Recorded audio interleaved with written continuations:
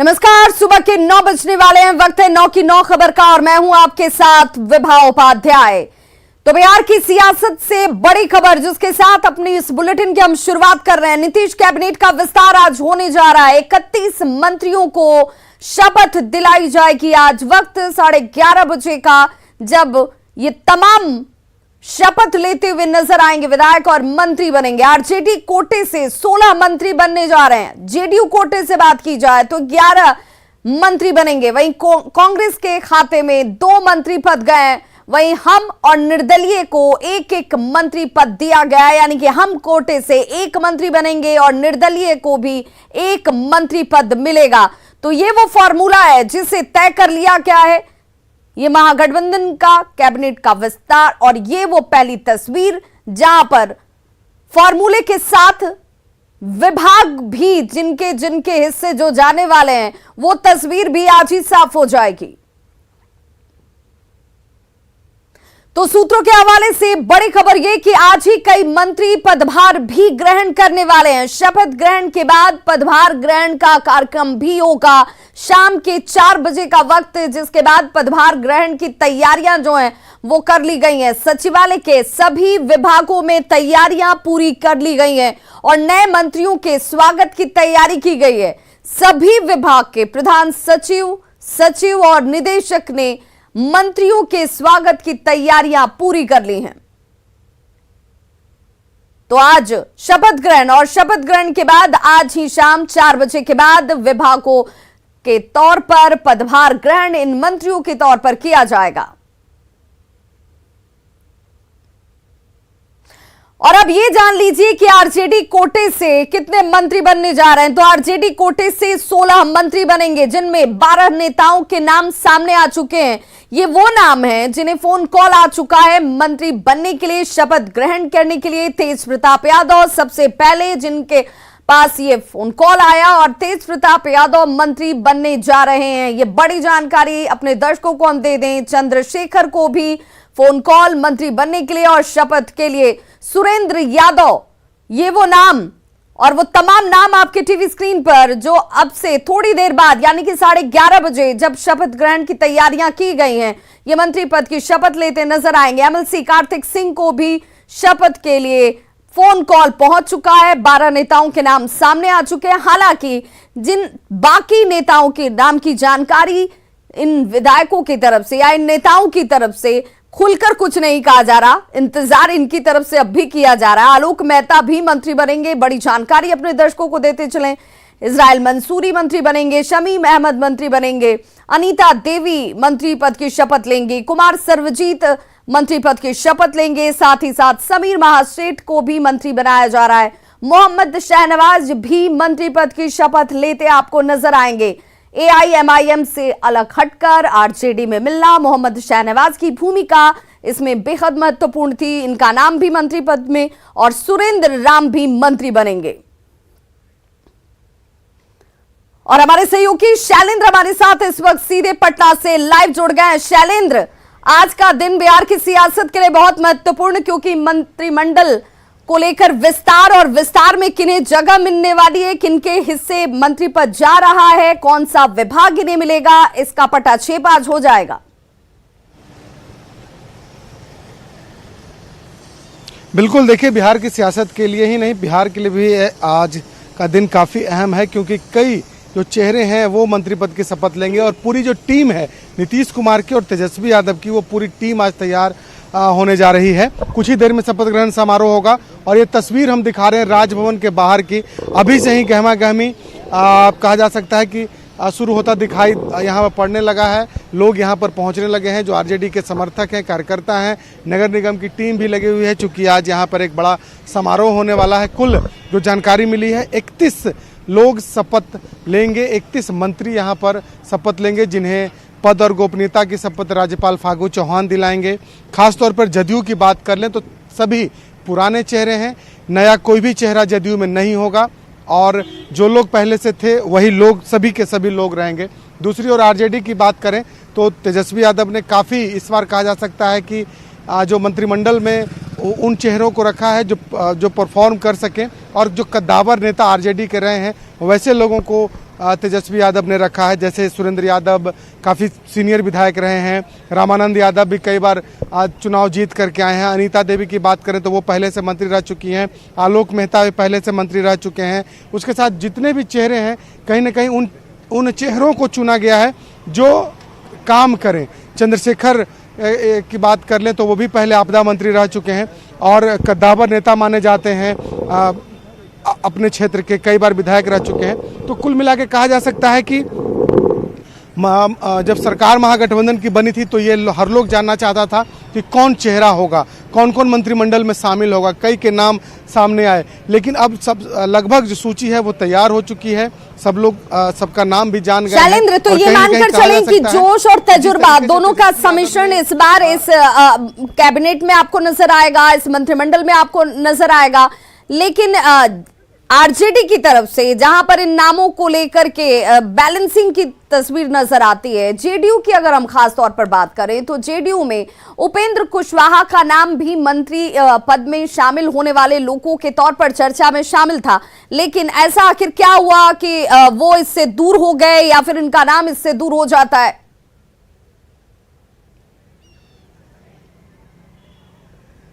देखिए, जदयू में यह साफ था कि बहुत फेरबदल नहीं होना है, लेकिन ये चर्चा जरूर अंतिम तक हो रही थी कि एक दो चेहरे बदले जा सकते हैं। लेकिन जिस तरीके से पार्टी ने निर्णय लिया, कहीं ना कहीं उसके पीछे की रणनीति ये हो सकती है कि कहीं फजीहत ना हो, बाकी विधायक ये ना कहें कि हमें भी मंत्री बनाई, चूंकि कई ऐसे विधायक हैं जिन्हें उम्मीद थी कि उन्हें मंत्री बनाया जा सकता है। और ऐसी परिस्थिति में यदि किसी एमएलसी को, उपेंद्र कुशवाहा को मंत्री बनाया जाता तो हो सकता था कि विधायकों में नाराजगी हो, जिसके कारण ये निर्णय लिया गया। हालांकि एक बात और जानकारी मिली कि 2 दिन पहले एक जदयू के नेताओं की बैठक भी हुई थी जो उपेंद्र कुशवाहा के विरोधी खेमा के लोग थे जदयू में ही। उन लोगों ने एक बैठक की थी और सामूहिक यह निर्णय लिया था कि उपेंद्र कुशवाहा को मंत्री नहीं बनना चाहिए। तो कुल मिलाकर के उपेंद्र कुशवाहा को मंत्री इसलिए भी नहीं बनाया जा सकता है कि कहीं पार्टी में इसका विरोध न हो, विधायक भी विरोध न करें कि यदि एमएलसी को आप मंत्री बना रहे हैं तो हमें क्यों नहीं। तो इन तमाम ये कहीं ना कहीं ये तमाम बातें जदयू के अंदर जरूर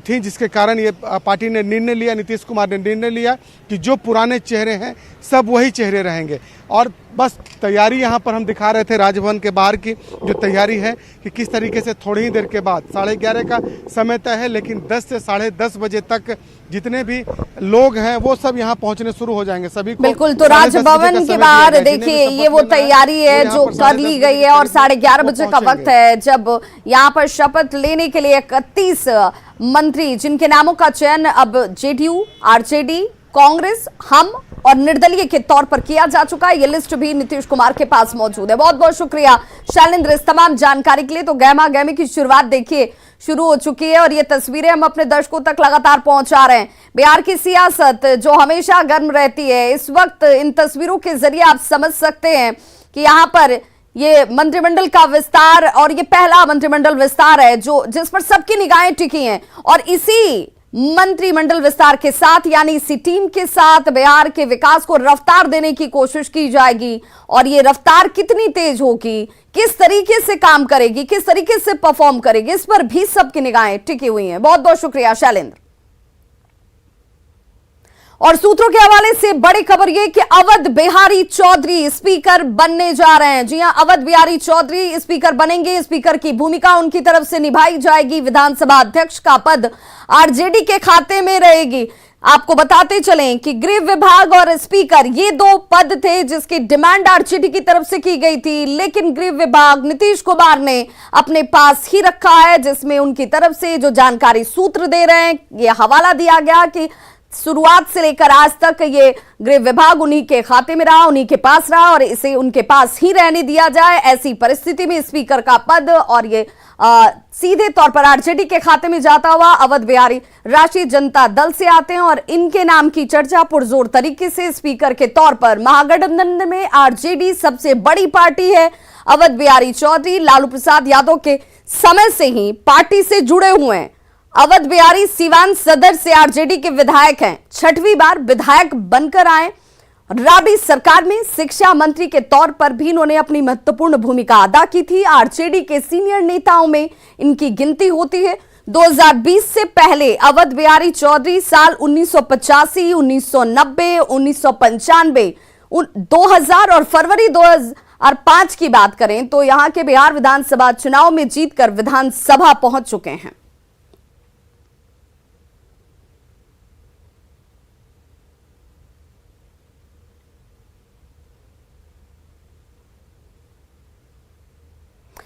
तो कांग्रेस खेमे से बड़ी खबर यह कि आला कमान के फैसले से नाराजगी जाहिर की जा रही है। जी हां, 2 मंत्री पद कांग्रेस को मिलने जा रहे हैं, जिसे लेकर लगातार नाराजगी जो है वो खुलकर सामने आती हुई बिहार प्रभारी से भारी नाराजगी अब कांग्रेस कार्यकर्ता जाहिर कर रहे हैं। कैबिनेट में 2 सीट मिलने से कांग्रेस के अंदर असंतोष की भावना नजर आ रही है। अगड़ी जाति के विधायकों में ये नाराजगी दिख रही है क्योंकि उनका कोई प्रतिनिधित्व इसमें इस बार के मंत्री पद में या मंत्री पद के तौर पर शपथ लेने वाले लोगों में नहीं है। कल भी कांग्रेस दफ्तर में तस्वीरें सामने आई जिस तरीके से हंगामा किया गया कि प्रतिनिधित्व बराबर और सम्मानजनक होना चाहिए, सिर्फ 2 मंत्री पद कांग्रेस के पास क्यों? आखिर वो फॉर्मूला कौन सा जिसके तहत 4 मंत्रियों के बीच अगर एक मंत्री पद जो है 4 विधायकों में एक मंत्री पद अगर हमको मिल सकता है तो फिर इसी फॉर्मूले के आधार पर कांग्रेस के खाते में सिर्फ 2 सीटें क्यों जा रही हैं?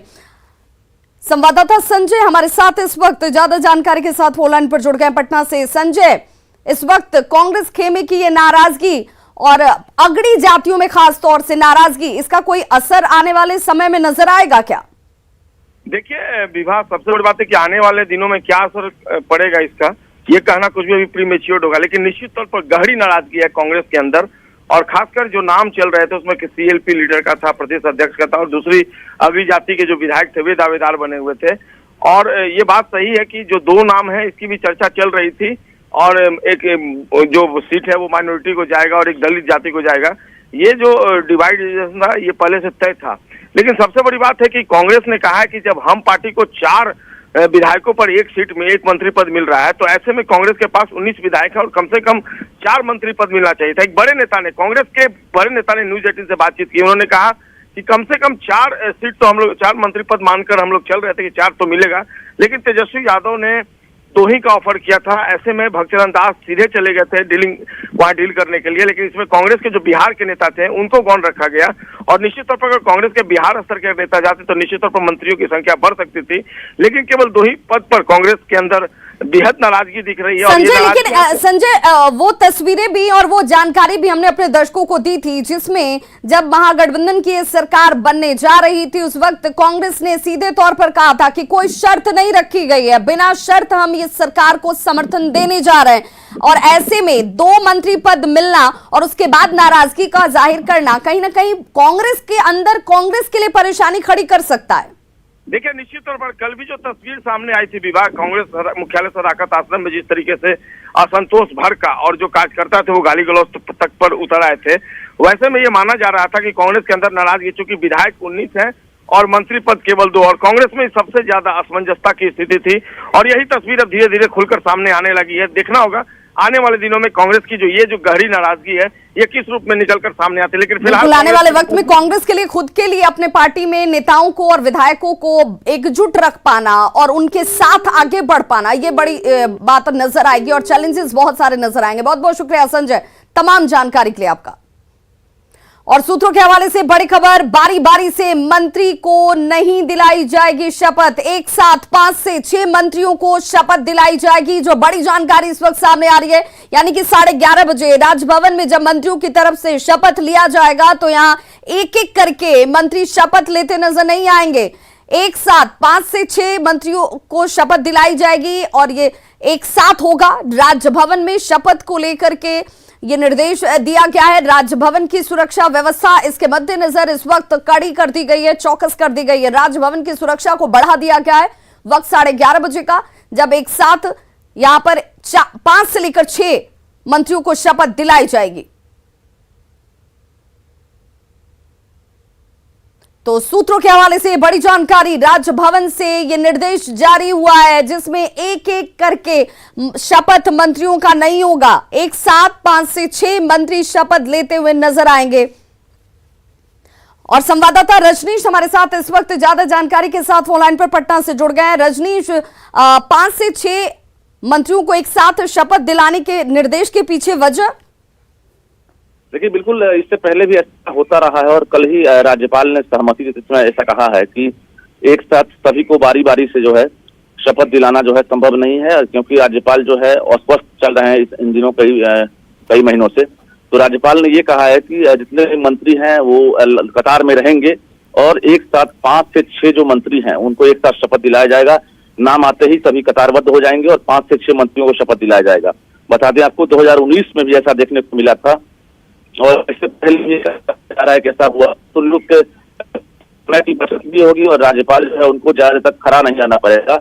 बहुत सूत्रों के हवाले से खबर आ रही है कि इसी तरीके से शपथ ग्रहण कराया जाएगा। विभाग चलिए, बहुत बहुत शुक्रिया रजनीश इस तमाम जानकारी के लिए आपका। और आज दिल्ली में बिहार बीजेपी कोर ग्रुप की बैठक होने जा रही है, ये बड़ी जानकारी सामने आती हुई। बिहार बीजेपी कोर ग्रुप की बैठक दिल्ली में आज होने जा रही है। बीजेपी मुख्यालय में शाम 4:30 बजे का वक्त है जब ये बैठक बुलाई गई है। बीजेपी मुख्यालय में ये बैठक होती हुई नजर आएगी। बिहार के राजनीतिक हालात पर चर्चा संभव मानी जा रही है। नेता प्रतिपक्ष के नाम पर चर्चा की जाएगी कि नेता प्रतिपक्ष के तौर पर किसकी भूमिका और किसे ये जिम्मेदारी दी जा रही है। मौजूदा राजनीतिक हालात पर चर्चा बहुत महत्वपूर्ण। जेडीयू से अलग होने के बाद आगे की रणनीति क्या होगी, इस पर इस बैठक में मंथन संभव है। और बैठक में बिहार बीजेपी अध्यक्ष संजय जायसवाल, सुशील कुमार मोदी, राधा मोहन सिंह, गिरिराज सिंह, अश्विनी चौबे, शहनवाज हुसैन समेत कोर ग्रुप के सभी सदस्य शामिल होंगे। सूत्रों के मुताबिक बिहार बीजेपी कोर ग्रुप की बैठक में बिहार विधानसभा में नेता प्रतिपक्ष और बिहार विधान परिषद में भी नेता प्रतिपक्ष को लेकर चर्चा की जाएगी। नीतीश कुमार और तेजस्वी यादव का मुकाबला करने के लिए बीजेपी अपनी रणनीति को मजबूत कर लेना चाहती है और इसके अलावा केंद्रीय नेतृत्व के साथ बैठक में बिहार में संगठन को मजबूत करने पर भी चर्चा संभव मानी जा रही है।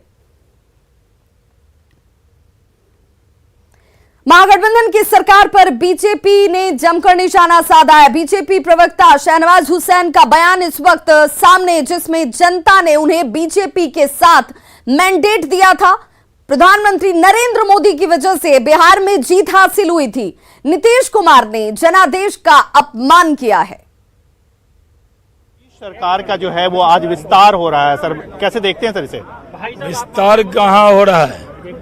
आज नीतीश कुमार जी तो हम लोगों के साथ मैंडेट मिला था, हम लोगों के साथ हुकूमत में आए थे और जनता ने जनादेश क्या दिया था? जनादेश दिया था बीजेपी के साथ हुकूमत चलाने की। प्रधानमंत्री नरेंद्र मोदी जी ने इतनी सभाएं की, फर्स्ट 2-3 फेज तो उड़ गया था, उसमें तो 1 सीटें नहीं आई उनको, न हमें भी नहीं आई। बाद में जब प्राइम मिनिस्टर साहब नरेंद्र मोदी जी पूरी ताकत लगाए तो मिथिलांचल के लोगों ने, कोसी के लोगों ने और खासकर गंगा के उस पार के लोगों ने अपार बहुमत से जिताने का काम किया। आज वो उनके साथ चले गए हैं जिनके साथ, जिनके भ्रष्टाचार, करप्शन, गुंडागर्दी के खिलाफ उन्होंने पार्टी बनाई। तो नीतीश कैबिनेट में विस्तार पर केंद्रीय मंत्री अश्विनी चौबे ने कहा है कि बिहार में अपराध बढ़ा है और फिर से जंगल राज आ गया है। लगातार बिहार में जो बढ़ रहे अपराध है, हिंसा है, पत्रकारों की हत्या हो रही है, ये तो सूचक है जंगल राज का। फिर से वो जंगल राज कायम हो रहा है। चाहे वो लाख प्रयास कर लें, उनके किए हुए करतूत से बिहार रो रहा है। और आगे निश्चित रूप में मैंने पहले भी कहा था, जब नाश पर छाता है पहले विवेक मर जाता है, विनाश काले न विपरीत बुद्धि। तो खबरों का सिलसिला लगातार जारी है। आप देखते रहिए न्यूज़ 18 बिहार झारखंड। यहां खबरों का सिलसिला कभी नहीं थमता।